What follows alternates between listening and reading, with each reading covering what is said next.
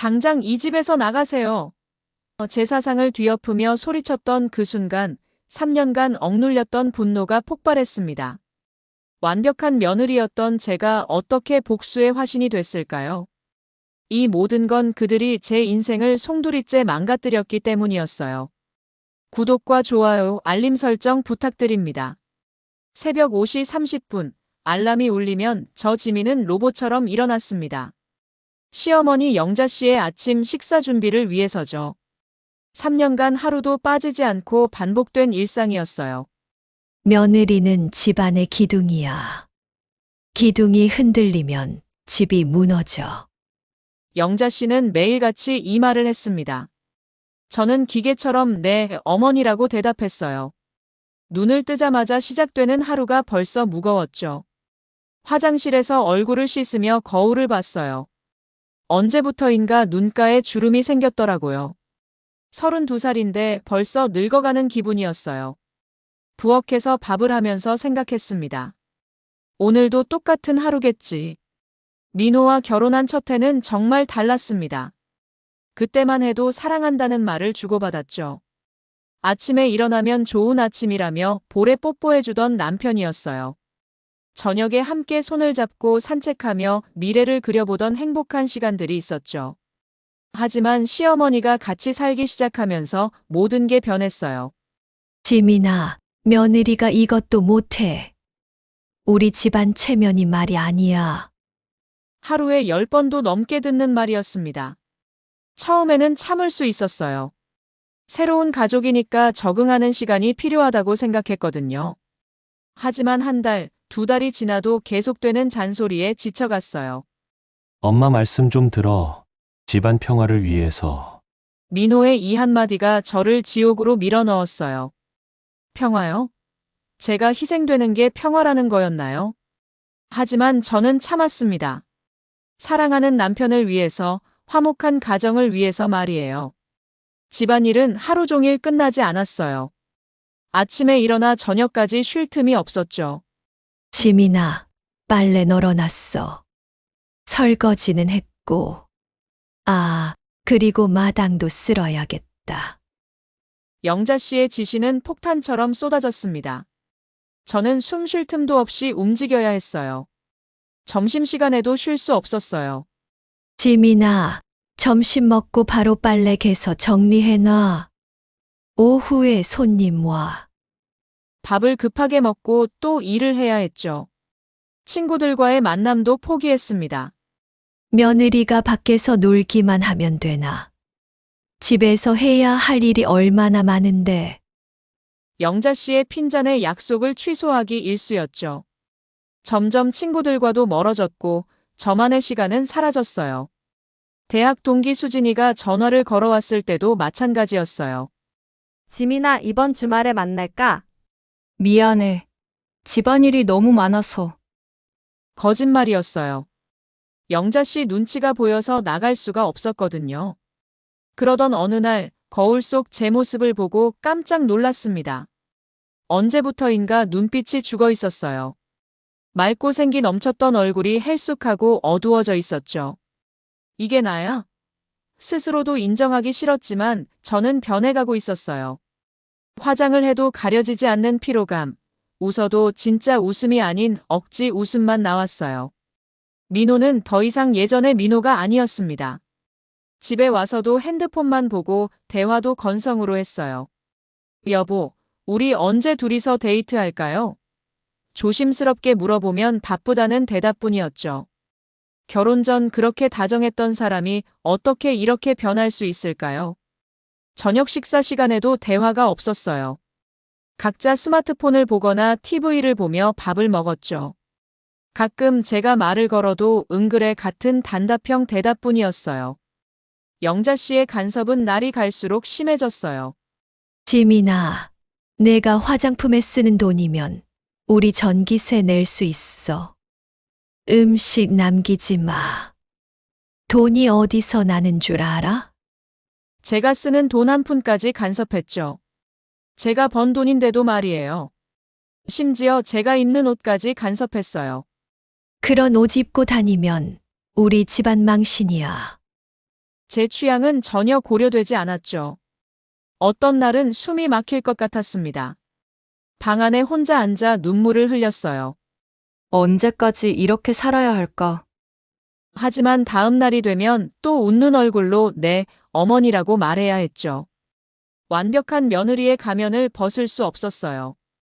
밤마다 천장을 바라보며 생각했습니다. 이게 내가 꿈꿨던 결혼 생활인가? 사랑하는 사람과 행복하게 살 거라고 믿었는데 현실은 너무 달랐어요. 하지만 포기할 수는 없었죠. 이혼이라는 단어를 떠올리면 무서웠어요. 세상 사람들이 뭐라고 할지, 부모님이 실망하실까봐 두려웠거든요. 그런 제게 변화의 순간이 다가오고 있었습니다. 아직은 모르고 있었지만 곧 제 인생을 뒤바꿀 충격적인 진실을 알게 될 거였어요. 완벽한 며느리였던 제가 복수의 여신으로 변하는 그 순간 말이에요. 운명은 이미 정해져 있었고 저는 그 운명을 향해 한 걸음씩 다가가고 있었어요. 운명의 그날은 비가 내리는 목요일이었습니다. 영자 씨는 병원 검진을 받으러 나가셨고 민호는 회사 야근이라며 늦는다고 했어요. 저는 평소처럼 집안 청소를 하고 있었죠. 거실 청소를 마치고 영자 씨 방을 정리하러 들어갔어요. 침대를 정리하다가 밑에 떨어진 휴대폰을 발견했습니다. 아마 영자 씨가 실수로 떨어뜨린 것 같았어요. 주워서 침대 위에 올려놓으려던 순간 메시지 알림음이 울렸어요. 화면에 민호의 이름이 떠 있었죠.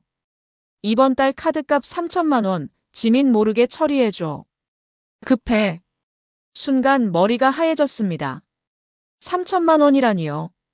무슨 돈이 그렇게 많이 필요한 거죠? 제가 모르는 사이에 무슨 일이 벌어지고 있는 건가요? 손이 떨리며 메시지 내용을 더 확인했어요.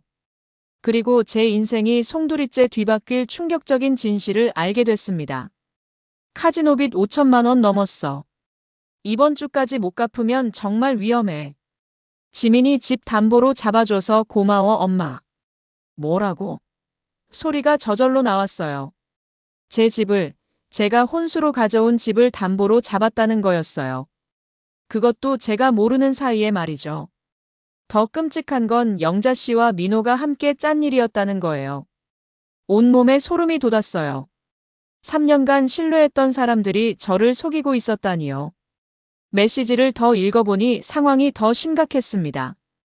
이자만 월 500만 원이야. 지민이 알면 이혼하자고 할 텐데. 걱정 마. 우리만 알고 있으면 돼. 지민이는 바보라 눈치도 못 채. 바보라고요? 3년간 착하게 살아온 제가 바보였다는 거예요? 완벽한 며느리 역할을 하느라 얼마나 노력했는데 뒤에서는 저를 이렇게 생각하고 있었다니요. 온몸이 부들부들 떨렸습니다. 분노가 치솟아 올랐어요. 이 집안 사람들이 나를 뭘로 본 거야? 완벽한 며느리 역할을 하며 얼마나 희생했는데 뒤에서는 이런 짓을 하고 있었다니요. 배신감에 가슴이 찢어질 것 같았어요. 더 충격적인 내용도 있었습니다. 지민이 통장에서 몰래 빼서 쓴 것도 있어. 도장 위조한 건 들키면 안 되니까 조심해. 제 몰래 제 통장에서 돈을 빼갔다는 거였어요. 도장을 위조해서 말이죠. 이게 정말 사람이 할 짓인가요? 혈육도 아닌 며느리한테 이럴 수 있나요? 지민이 월급 받으면 바로 빼자. 어차피 모르니까 괜찮아. 통장 정리할 때도 조심해야 해. 제가 힘들게 번 돈을 이렇게 쓰고 있었다니요. 3년간 허리띠 졸라매며 아낀 돈들이 모두 도박으로 날아간 거였어요. 그동안 제가 절약하려고 마트에서 할인 상품만 골라 샀던 것도, 옷도 안 사고 참았던 것도 모두 헛된 일이었어요. 더 화가 났던 건 영자 씨의 메시지였어요. 지민이 너무 착해서 다행이야. 이런 며느리 어디서 구하겠어. 제 착함을 이용해서 저를 속이고 있었던 거예요. 선량함을 약점으로 여기고 있었던 거죠. 그제서야 이해가 됐어요. 왜 영자 씨가 그렇게 집안일을 많이 시켰는지, 왜 민호가 점점 저를 피했는지. 죄책감 때문이었던 거죠. 며느리를 속이고 있다는 미안함을 다른 걸로 덮으려 했던 겁니다. 그리고 민호가 요즘 들어 늦게 들어오는 이유도 알겠더라고요. 도박장에 있었던 거였어요. 야근이라고 거짓말하면서 말이에요. 내가 정말 바보였구나. 쓴웃음이 나왔어요. 3년간 진심으로 이 집안을 위해 살았는데 저는 그저 이용당하고 있었던 거예요. ATM 기계 취급을 당했던 거죠. 더 이상 참을 수 없었습니다. 휴대폰을 원래 자리에 놓고 방을 나왔어요. 거울에 비친 제 모습을 봤습니다. 창백한 얼굴에 떨리는 입술, 하지만 눈빛만큼은 달랐어요. 죽어있던 눈에 불꽃이 타오르고 있었죠. 이제 끝이야. 더 이상 당하고만 살지 않을 거야. 마음속에서 무언가가 부서지는 소리가 들렸어요. 3년간 쌓아온 신뢰, 사랑, 가족의 같은 것들이 한순간에 무너져 내렸죠. 그날 저녁 민호가 들어왔을 때도 평소와 똑같이 행동했어요. 고생했어요. 웃으며 인사했지만 속으로는 칼날이 벼려지고 있었죠. 어떻게 이런 얼굴로 저를 속일 수 있는지 신기할 정도였어요. 요즘 일이 힘들어서 민호가 한숨을 쉬며 말할 때 저는 고개를 끄덕였어요. 네. 힘드시겠어요. 하지만 이제 그 힘든 일이 도박이라는 걸 알고 있었죠. 제 집을 담보로 잡아가며 하는 도박 말이에요. 영자 씨도 평소처럼 행동했어요. 지민아, 고생했어. 우리 며느리 덕분에 집안이 편해. 이제 그 말이 얼마나 가식적인지 알 수 있었어요.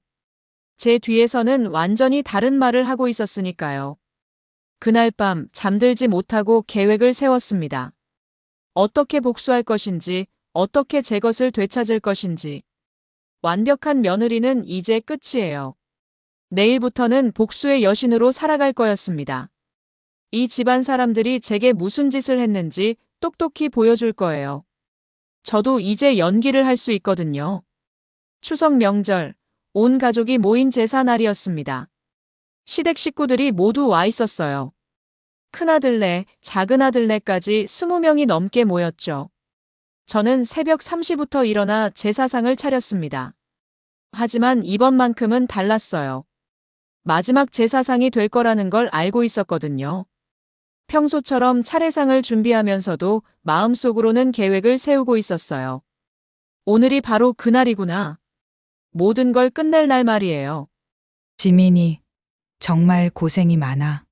친척들이 칭찬했지만 이제 그런 말이 비수처럼 꽂혔어요. 고생은 무슨, 저는 바보였을 뿐이죠. 3년간 이용당하면서도 모르고 있었던 한심한 바보 말이에요. 시댁 친척들은 여전히 저를 착한 며느리로 생각하고 있었어요. 우리 집 며느리도 지민이 같았으면 좋겠어. 정말 효부다. 효부야. 모르고 하는 소리지만 이제 들으면 웃음만 나왔어요. 제사를 올리는 동안 영자 씨는 만족스러운 표정이었어요.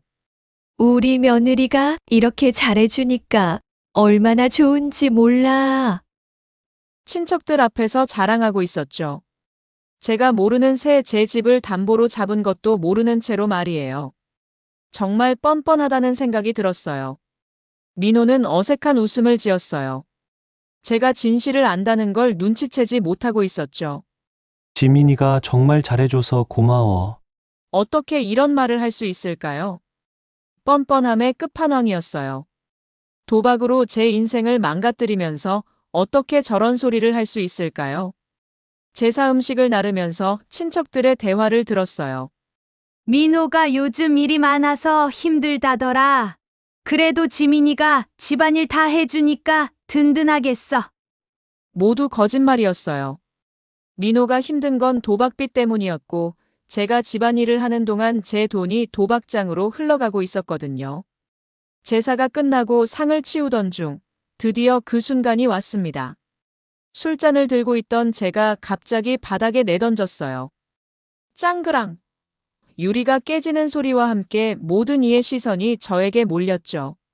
순간 정적이 흘렀어요. 모든 사람들이 무슨 일인지 몰라 멍하니 저를 바라봤어요. 지민아, 뭐 하는 거야? 영자 씨가 소리쳤어요. 하지만 저는 이미 폭발하고 있었습니다. 이 집 제 집이에요. 목소리가 떨렸지만 분명하게 말했어요. 당장 나가세요. 친척들이 술렁거렸어요. 무슨 일이야? 지민이가 왜 저래? 수군거리는 소리가 들렸지만 상관없었죠. 더 이상 숨길 게 없었거든요. 이제 모든 걸 털어놓을 때가 왔어요. 민호 씨, 도박빚 얼마예요? 제가 차갑게 물었을 때 민호의 얼굴이 새파랗게 변했어요. 지민아, 그게 아니야. 허둥지둥 변명하려 했지만 이미 늦었죠. 친척들 앞에서 망신당할 차례였어요. 5천만 원이죠? 제 집 담보로 잡아서 갚으려고 하신 거 맞죠? 제가 말할 때마다 친척들의 입이 벌어졌어요. 어머, 그런 일이. 도박을 했다고. 웅성거리는 소리가 더 커졌어요. 시댁에서 가장 체면을 중시하는 큰아버지의 얼굴이 일그러졌어요. 영자 씨가 급히 말을 막으려 했어요. 지민아, 여기서 무슨 소리야? 하지만 저는 멈추지 않았습니다. 어머니도 공범이시잖아요. 함께 계획하신 거죠? 더 구체적으로 말해줬어요. 제 통장에서 몰래 돈 빼간 것도 알고 있어요. 도장 위조해서 말이에요. 그때 민호가 무릎을 꿇었어요. 지민아, 미안해. 정말 미안해. 하지만 너무 늦었죠. 3년간 속아온 분노가 한꺼번에 터져나왔어요. 친척들 앞에서 무릎 꿇는다고 해서 용서될 일이 아니었어요. 미안하다고요? 3년간 바보 취급하면서요. 제가 소리치자 친척들이 웅성거렸어요. 도대체 무슨 일이야? 민호가 정말 도박을 했나? 큰아버지가 벌떡 일어났어요. 민호야, 이게 정말이야? 저는 가방에서 준비해온 서류를 꺼냈어요. 변호사와 상담한 결과물이었죠. 집 소유권 되찾는 거 이미 진행했어요. 그리고 민호 씨 통장도 모두 동결했고요. 영자 씨가 비명을 질렀어요. 뭐라고? 내가 감히? 하지만 이제 저를 막을 수 없었죠. 법적으로도 제가 유리한 위치에 있었거든요. 변호사와 상담받은 내용도 다 준비해뒀어요. 이 집에서 모두 나가세요. 지금 당장요. 제가 단호하게 말하자 친척들이 더 술렁거렸어요. 지민아, 진정해. 일단 얘기부터 해보자. 하지만 저는 들을 생각이 없었어요. 3년간 충분히 참았거든요. 민호가 다시 애원했어요. 지민아, 한 번만 기회를 줘. 다시 시작하자. 하지만 제 마음은 이미 돌처럼 굳어 있었죠. 너무 늦었어요. 이제 끝이에요. 큰아버지가 민호를 향해 소리쳤어요. 이 자식이 정말 시댁에서도 이제 민호를 감쌀 수 없게 된 거예요. 제가 증거까지 다 가지고 있으니까요. 다음 날부터 진짜 전쟁이 시작됐습니다. 영자 씨는 동네방네 소문을 퍼뜨리고 다녔어요. 요즘 며느리들이 무섭다니까. 시어머니한테 대들고 집에서 쫓아내려고 해. 마치 자신이 피해자인 것처럼 행동했죠. 동네 사람들에게는 진실의 절반만 말하면서 저를 악역으로 만들려고 했어요. 이웃들이 저를 이상한 시선으로 봤어요. 지민 씨가 정말 그랬대? 아무리 그래도 시어머니한테 그러면 안 되지. 영자 씨의 일방적인 말만 들은 사람들은 저를 못된 며느리로 여겼어요. 하지만 이제는 달랐어요. 예전에 착한 지민이가 아니었거든요. 하지만 저는 굴복하지 않았습니다. 오히려 더 강해졌어요. 사실을 말씀드릴게요. 동네 아주머니들 앞에서 당당하게 말했죠. 남편이 도박빚 5천만 원을 지고 제 집을 담보로 잡았어요. 아주머니들 앞에서 차근차근 설명해줬어요. 영자 씨가 어떻게 거짓말을 퍼뜨리고 있는지도 말이에요. 뭐라고? 아주머니들이 깜짝 놀랐어요. 그런 일이 있었어? 영자 씨가 말한 것과는 완전히 다른 이야기였죠. 증거도 있어요. 제가 휴대폰 메시지를 보여주자 분위기가 바뀌었어요. 스크린샷까지 다 찍어놨거든요. 어머나, 정말이네. 이런 일이 있었구나. 이제 사람들이 영자 씨를 이상하게 보기 시작했어요. 그럼 지민 씨가 화낼 만하지. 나라도 그랬을 거야. 진실을 알게 된 이웃들은 완전히 달라진 반응을 보였어요. 영자 씨는 화가 머리끝까지 났어요. 지민이가 거짓말하고 있어! 소리를 질렀지만 이미 늦었죠. 사람들은 증거를 본 후였거든요. 핸드폰 메시지는 거짓말할 수 없는 증거였으니까요. 영자 씨가 거짓말하고 있는 거 아니야? 아니, 며느리 집을 담보로 잡다니. 동네 여론이 완전히 바뀌었어요. 시댁 어른들까지 달려왔어요. 큰아버지, 작은아버지, 시고모까지 모두 와서 저를 설득하려 했죠. 지민아, 가족끼리 이러면 안 된다. 한 번만 용서해줘. 하지만 그들도 진실을 알고 나서는 말을 바꿨어요. 민호가 이런 짓을 했다니. 도박은 정말 안 되지. 이제 저를 탓하는 사람이 아무도 없었어요. 하지만 저는 단호했습니다. 저한테 잘못한 거 사과하세요. 그리고 빚 갚으세요. 아니면 다 끝이에요. 더 이상 물러설 생각이 없었어요. 3년간 참아온 게 충분했죠. 이제는 제가 원하는 대로 할 차례였어요. 민호는 매일 집 앞에서 기다렸어요. 지민아, 제발 한 번만 얘기하자. 하지만 저는 문도 열어주지 않았죠. 경찰 불러요. 차갑게 말했을 뿐이었어요. 창문으로 내려다보면 민호가 서 있는 모습이 보였지만 마음이 움직이지 않았어요.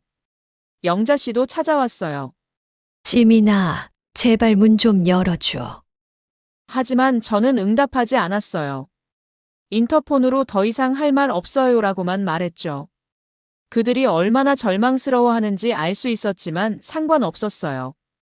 그러던 어느 날 민호가 이혼 서류를 들고 왔어요. 이게 내가 원하는 거지? 절망적인 표정이었지만 저는 흔들리지 않았습니다. 네, 바로 그거예요. 기다리고 있던 순간이었어요. 사인하는 제 손이 떨리지 않았어요. 오히려 후련했죠. 이제야 자유롭겠네요. 웃으며 말했을 때 민호가 충격받은 표정을 지었어요. 예전에 지민이라면 울면서 용서했을 텐데 지금의 저는 달랐거든요. 정말 이렇게 끝내는 거야? 민호가 마지막으로 물었을 때 저는 고개를 끄덕였어요. 네, 끝이에요. 제 인생은 이제부터 시작이니까요. 한치의 망설임도 없었어요. 이혼 서류에 도장을 찍으며 마음이 한결 가벼워졌어요. 3년간의 악몽에서 벗어났다는 해방감이 밀려왔죠. 완벽한 며느리는 죽었고 진짜 지민이가 살아났어요. 이제 누구의 눈치도 보지 않고 살 수 있게 됐어요. 영자 씨가 마지막으로 애원했어요. 지민아, 한 번만 더 생각해봐. 하지만 저는 단호하게 말했어요. 이미 충분히 생각했어요. 3년 동안 말이에요. 더 이상 저를 붙잡을 수 있는 사람은 아무도 없었어요. 이혼 후 한 달도 안 되어 소식이 들려왔어요. 민호가 도박을 더 심하게 하고 있다는 얘기였죠. 제가 없어지자 자포자기한 것 같았어요. 하루에 몇백만 원씩 잃고 있대. 동네 아주머니가 귀띔해줬습니다. 저를 잡아둘 이유도 없어졌으니 이제 완전히 망가지고 있는 거였어요.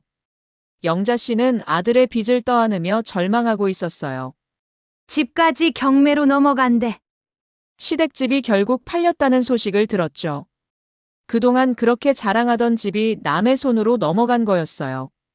3대가 살았다던 그 집이 도박빚 때문에 사라진 거예요. 영자 씨가 친척 집을 전전하고 있어. 이웃의 말을 들으며 복잡한 기분이 들었어요. 불쌍하다는 생각도 들었지만 자업자득이라는 생각이 더 컸죠. 제게 그런 짓을 할 때는 생각 안 했나요? 이제 와서 후회해도 늦었어요. 민호는 더 심각했어요. 도박빚이 1억을 넘어섰다는 소식이 들렸죠. 빚쟁이들이 찾아다니고 있대. 숨어 다니면서 살고 있다던데. 한때 사랑했던 사람의 말로가 이럴 줄 누가 알았을까요? 회사에서도 잘렸다는 얘기가 들렸어요. 동네 사람들의 수군거림도 들렸어요. 착한 며느리 내쫓더니 집안이 완전히 망했네. 지민 씨 말이 맞았구나. 그때 진짜로 도박을 하고 있었던 거야. 이제 모든 진실이 드러났죠. 저를 못된 며느리라고 했던 사람들도 이제는 달라졌어요. 지민이가 없으니까 저 모양 저 꼴이야. 며느리가 집안의 복이었는데 사람들은 이제야 제 가치를 알아줬어요. 너무 늦었지만 말이죠. 그때 저를 잡았어야 했는데 이제 와서 후회하고 있어요. 시댁 친척들도 영자 씨와 민호를 멀리하기 시작했어요. 우리까지 피해볼까봐 무서워. 빚쟁이들이 찾아올까봐. 한때 그렇게 가깝던 사이가 이렇게 멀어질 줄 몰랐겠죠. 돈 문제가 생기니까 가족도 등을 돌리는 거예요. 영자 씨는 우울증에 걸렸다는 소식도 들렸어요. 하루 종일 방에만 있어. 밥도 제대로 안 먹고 아들 때문에 이렇게 됐다니 자식 농사를 잘못 지은 대가였죠. 평생 아들만 믿고 살았는데 그 아들이 집안을 망친 거예요. 민호가 또 빚을 졌대. 이번엔 사채까지 손댔다던데. 소식을 들을 때마다 한숨이 나왔어요. 한때는 정말 사랑했던 사람인데 이렇게 망가져가는 모습이 안타까웠죠. 하지만 제가 어쩔 수 있는 일도 아니었어요. 하지만 후회는 없었어요. 제가 계속 있었다고 해서 달라졌을까요? 오히려 더 큰 피해를 당했을 거예요. 제 집까지 잃고 제 인생까지 망가뜨렸겠죠. 민호는 치료받을 생각도 안 하고 있었어요. 오히려 더 큰 돈을 따서 한 번의 빚을 갚겠다며 더 위험한 도박에 손대고 있었어요. 지민 씨가 현명했어. 이웃들이 말할 때마다 고개가 끄덕여졌어요. 정말 현명한 선택이었어요. 비록 아팠지만 더 큰 상처를 피할 수 있었죠. 만약 계속 참고 살았다면 지금쯤 저도 함께 망했을 거예요. 그들의 몰락을 지켜보며 느꼈어요. 모든 선택에는 대가가 따른다는 걸. 그들이 제게 했던 일들이 고스란히 돌아온 거였죠. 인과응보라는 말이 정말 맞는 것 같았어요. 착한 사람을 이용하고 배신하면 반드시 대가를 치르게 되는 거예요. 영자 씨가 동네에서 완전히 고립됐다는 소식도 들렸어요. 누가 상대해 주겠어. 거짓말쟁이라고 소문났는데. 한때 동네에서 목소리 크게 내던 사람이 이제는 쥐 죽은 듯 조용히 살고 있대요. 이혼 후 저는 새로운 동네로 이사했습니다. 작지만 깔끔한 원룸이었어요. 온전히 제 것인 공간이라는 게 이렇게 기분 좋을 줄 몰랐죠. 이제 정말 자유야. 혼자 중얼거리며 웃었어요. 짐을 정리하면서도 마음이 가벼웠어요. 시댁에서 가져온 건 정말 제 것뿐이었어요. 첫날 밤 아무도 간섭하지 않는 고요함이 낯설었어요. 영자 씨의 잔소리도 민호의 한숨소리도 들리지 않았죠. 처음에는 어색했지만 점점 익숙해졌어요. 이게 바로 평화라는 거구나. 혼자 있는 시간이 이렇게 소중할 줄 몰랐어요. 새 집을 꾸미는 일이 즐거웠습니다. 제 취향대로, 제 마음대로 할 수 있었거든요. 예쁜 화분을 사다 놓고 좋아하는 색깔의 커튼을 달았어요. 내 집이라니 정말 좋아. 하나하나 제가 고른 것들로 채워지는 집이 정말 예뻤어요. 아침에 일어나는 것도 달랐어요. 누군가를 위해 서둘러 일어날 필요가 없었죠. 천천히 커피를 마시며 창밖을 바라보는 시간이 소중했어요.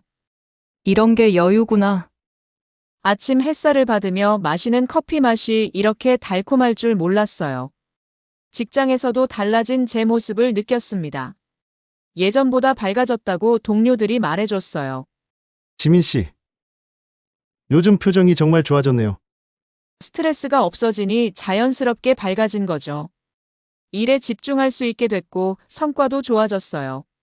취미 생활도 시작했어요. 그동안 못했던 요가와 독서를 했죠. 이렇게 재밌는 걸 왜 안 했을까? 제 시간이 생기니까 하고 싶은 게 이렇게 많았어요. 요가 수업에서 만난 언니들도 좋은 사람들이었고요. 친구들과의 만남도 늘어났습니다. 지민아, 정말 잘한 것 같아. 이제야 너다워 보인다. 친구들이 제 변화를 반겨줬어요. 오랜만에 만난 친구들은 제 모습에 놀라워했죠. 완전히 다른 사람이 됐네. 이렇게 밝을 줄 몰랐어. 정말 그랬어요. 저 자신도 놀랄 정도로 변해 있었거든요. 결혼 전에 밝은 모습이 돌아온 것 같았어요. 어느 날 화원에서 예쁜 다육식물을 샀어요. 집에 와서 정성스럽게 화분에 옮겨 심었죠. 잘 자라라. 식물을 바라보며 웃었어요. 작은 생명을 돌보는 일이 이렇게 기분 좋을 줄 몰랐어요. 식물도 저처럼 새로운 환경에서 잘 자라주기를 바랐어요. 라디오에서 익숙한 노래가 흘러나왔어요. 잘 가라 옛날의 나. 안녕 새로운 내가. 가사를 따라 부르며 눈물이 났어요. 기쁨의 눈물이었죠. 정말 옛날에 저는 잘 가라고 말하고 싶었어요. 완벽한 며느리였던 그 시절과는 완전히 결별한 거예요. 저녁에 혼자 요리하는 시간도 즐거웠습니다. 먹고 싶은 걸 만들어 먹고 설거지도 제 것만 하면 됐죠. 이렇게 간단할 수가. 그동안 얼마나 많은 일을 했는지 새삼 깨달았어요. 이제는 제가 먹고 싶은 것만 만들면 됐으니까요. 밤에 책을 읽으며 차를 마시는 시간이 가장 좋았어요. 조용한 음악을 틀어놓고 좋아하는 소설에 빠져들었죠. 이런 게 진짜 행복이구나. 소소한 일상이 이렇게 소중할 줄 몰랐어요. 누구 눈치 안 보고 제가 하고 싶은 것만 하는 삶이 이렇게 달콤할 줄이야. 주말에는 혼자 영화도 보고 전시회도 갔어요. 혼자 하는 게 이렇게 자유로울 줄이야. 누구 눈치 보지 않고 제가 좋아하는 것만 할 수 있어서 좋았어요. 혼자 맛집 탐방도 하고 새로운 카페도 가봤어요. 새로운 사람들과의 만남도 있었어요. 요가 수업에서 만난 언니들, 독서 모임에서 알게 된 친구들. 지민 씨는 정말 밝은 에너지가 있어요. 사람들이 저를 좋아해 주는 게 신기했어요. 예전에는 이런 여유가 없었는데 이제는 사람들과 진짜 친해질 수 있었어요. 그러던 어느 날 창문 너머로 누군가가 멀리서 바라보는 게 보였어요. 자세히 보니 영자 씨였어요. 초라한 모습으로 서 있었죠. 하지만 저는 커튼을 쳐버렸어요. 더 이상 그 사람들과는 상관없었거든요. 과거는 과거일 뿐이었어요.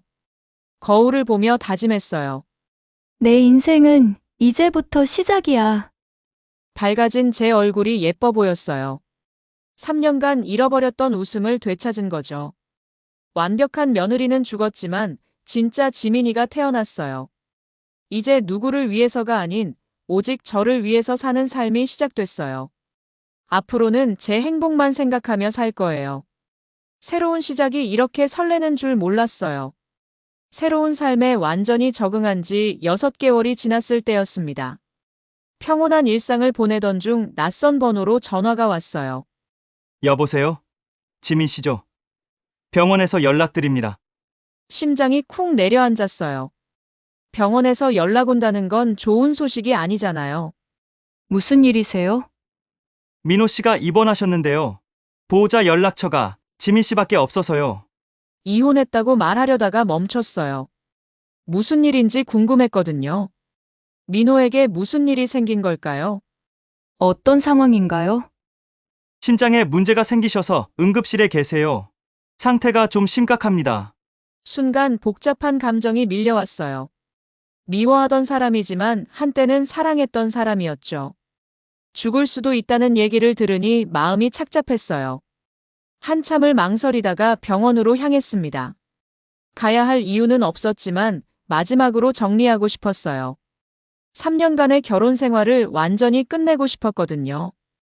그리고 인간적으로 마지막은 봐줘야 할 것 같았어요. 택시를 타고 병원으로 가는 길에 옛 기억들이 떠올랐어요. 민호와 처음 만났을 때, 프로포즈 받았을 때, 결혼식 날에 행복했던 순간들. 그때는 정말 행복했는데 어떻게 이렇게 됐을까요? 병원에 도착하니 민호는 의식을 잃은 채 누워 있었어요. 6개월 만에 본 모습이 충격적이었죠. 살이 빠지고 헬쑥해진 얼굴이 한때 사랑했던 그 사람 같지 않았어요. 완전히 다른 사람이 돼 있었어요. 의사가 설명해줬어요. 스트레스성 심장병이에요. 상당히 진행된 상태라 위험합니다. 도박으로 인한 스트레스가 심장을 망가뜨린 거였죠. 자업자득이었지만 안타까웠어요. 아직 젊은 나이인데 이렇게 될 줄이야. 혼자 오셨나요? 가족분은 안 계신가요? 의사가 물어봤을 때 대답하기 곤란했어요. 이혼한 사이인데 연락이 와서요. 아, 그렇군요. 그래도 와주셔서 다행입니다. 그때 민호가 눈을 떴어요. 저를 보자 놀란 표정을 지었죠. 지민아, 목소리가 가늘게 나왔어요. 왜 왔어? 원망스럽다는 듯 말했지만 눈빛은 간절했어요. 저를 보고 싶어 했던 것 같았어요. 병원에서 연락 와서요. 차갑게 대답했지만 가슴 한구석이 아팠어요. 한때는 정말 사랑했던 사람이니까요. 이렇게 초라해진 모습을 보니 마음이 복잡했어요. 이제 가볼게요. 돌아서려는데 민호가 붙잡았어요. 손에 힘이 없어서 제대로 잡지도 못했지만요. 지민아, 미안했어. 눈물을 흘리며 말했어요.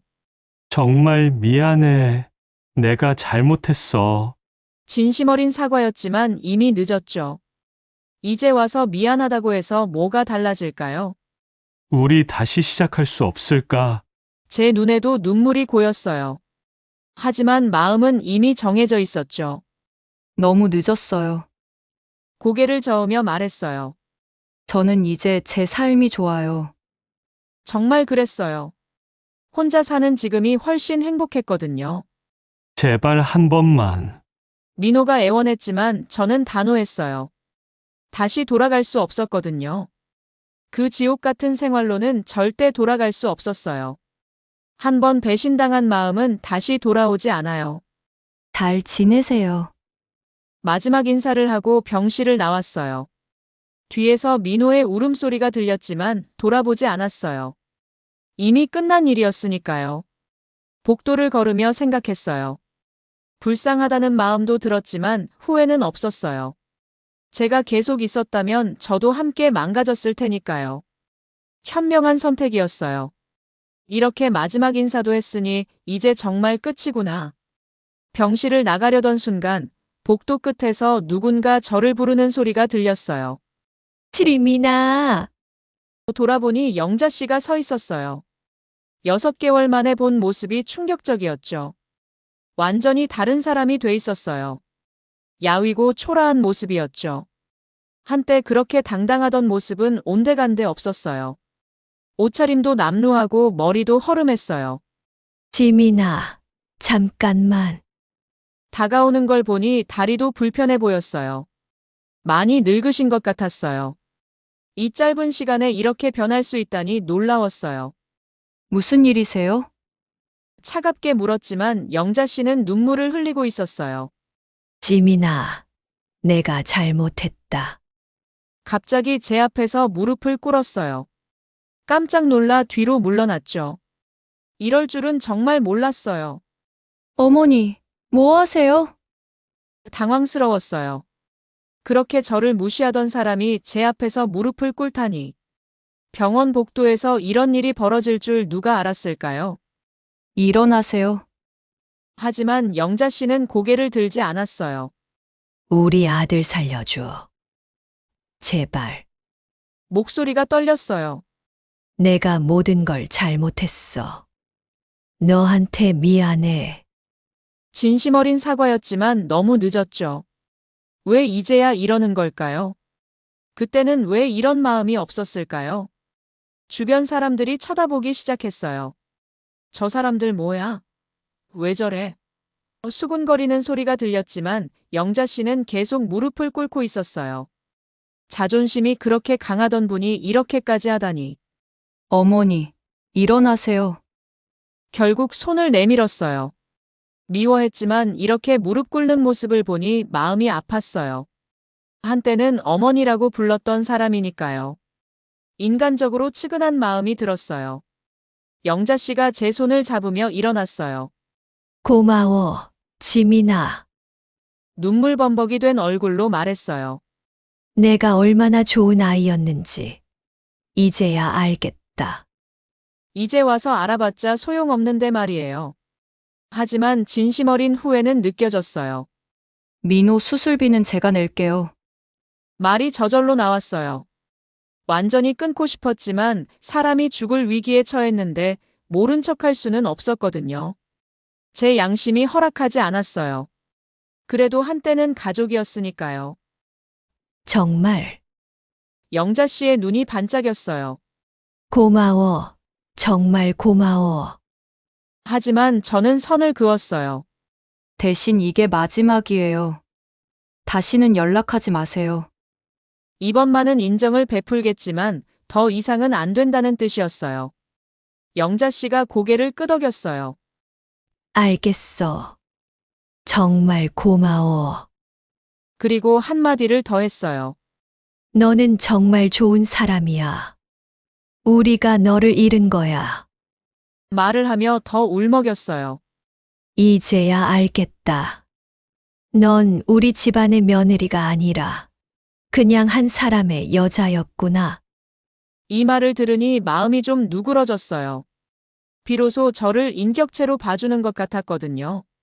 3년 동안 제가 바랐던 인정이었는데 이제 와서 해봤자 의미 없었지만 말이에요. 수술비를 내고 병원을 나왔어요. 뒤돌아보지 않았지만 영자 씨가 창문 너머로 저를 바라보고 있는 게 느껴졌어요. 하지만 상관없었어요. 이제 정말 끝이었으니까요. 더 이상 뒤돌아볼 일은 없을 거예요. 택시에 타며 생각했어요. 마지막 인정을 보여준 건 제 자신을 위해서였어요. 원수라고 해도 사람이 죽어가는 걸 모른 척할 수는 없었거든요. 그래야 제가 떳떳하게 살 수 있을 것 같았어요. 집으로 돌아가는 길 마음이 후련했어요. 이제 정말 모든 게 끝났어요. 과거와 완전히 결별한 거죠. 앞으로는 오직 제 인생만 생각하며 살 거예요. 다시는 누구에게 이용당하지 않을 거예요. 창문 너머로 보이는 도시의 야경이 아름다웠어요. 이제 정말 새로운 시작이야. 혼자 중얼거리며 웃었어요. 힘들었지만 이겨낸 저 자신이 자랑스러웠어요. 완벽한 며느리에서 벗어나 진짜 지민이가 된 거예요. 모든 전쟁이 끝났고 남은 건 상처가 아니라 성장이었어요. 저는 더 강해졌고 더 현명해졌어요. 그리고 진정한 자유를 얻었죠. 완벽한 며느리에서 독립적인 한 여성으로 거듭난 거예요. 앞으로는 제가 원하는 대로 제가 행복한 방식으로 살아갈 거예요. 누구의 시선도 신경 쓰지 않고 오직 저만을 위해서 말이에요. 집에 도착해서 거울을 봤어요. 예전보다 훨씬 당당해진 제 모습이 보였어요. 눈빛도 살아있고 표정도 밝았어요. 이제 정말 끝났구나. 과거와의 마지막 연결고리까지 끊어낸 기분이었어요. 이제 진짜 자유로워진 거예요. 새로운 인생의 첫 페이지를 펼칠 준비가 됐어요. 완벽한 며느리의 시대는 끝났고 진짜 지민이의 시대가 시작된 거예요. 모든 선택에는 대가가 따르지만 때로는 그 대가를 치를 용기가 진짜 자유를 가져다 주는 법이에요. 저는 그 용기를 냈고 그 결과 진정한 행복을 찾았어요.